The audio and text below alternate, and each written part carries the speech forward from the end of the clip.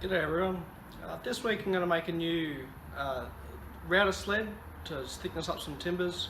I still don't have a thicknesser, so I've got to do it the old way. This is my current one that I made as a temporary jig. It works perfectly. It's just ugly.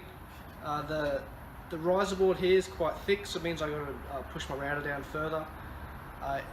Because of the big runners on the outside, I have to have larger timbers to sit the material under, so it means it just doesn't work properly. So we're going to go through and make a new one and make it easy for me to use on some cutting boards, and we'll have a look how that works. Okay, so we've started setting it up on the board here. What I'm going to be using is this camphor. It's about 2 inches thick. I'm going to make a bunch of cutting boards out of these for some real estate work I'm doing. So they all need to be flattened out. And the quickest and easiest way for me to do that is to make up a router sled for it.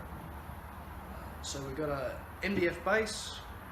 We'll put some 1 by 1.5 sides on it just to keep it level. We'll cut the MDF base so it's to size, and then we've got a pre-made sled down the bottom here which you just can't see, and that's where the timber's going to sit down onto. Then we're back and forward. We'll route the slot into the MDF base and then challenge your uncle. Okay, so this is the setup. This is a 42 by 19. They're just really cheap from Bunnings. So we set the first one up on the edge, put the router in so we know what the distance has to be, and then just square it up. So we'll go from one side,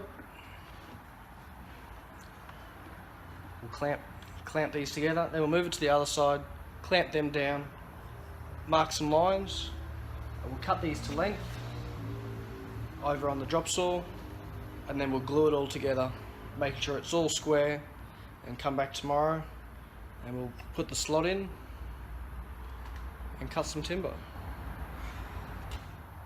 Okay, so we've got the timbers cut down to size. The beauty with this is it doesn't need to be super accurate. The timbers being square doesn't matter. It's not going to affect the overall operation of the jig. I like to give it just a little bit of extra room, so I use a 12-inch ruler and slot that between the router base and the rail. It just means it's not going to stick. The steel of the router base, if it's too tight or you get a bunch of gunk set up inside it, it can stick on there, which makes it really hard to push through. So we'll just clamp that on.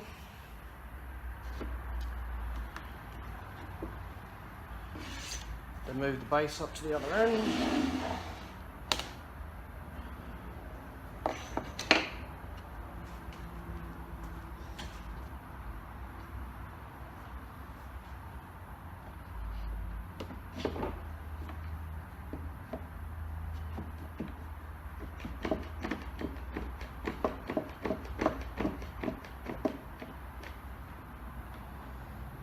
Clamp on that side. So now we've got a line where we can mark along here. So we can cut an MDF board down to the right size. We know that if we put the runners back onto the edge, once we glue it up, it's going to be in pretty much the right position. Obviously when we do the glue up, we'll just check again to make sure everything's square and easy. And that's it. So simple.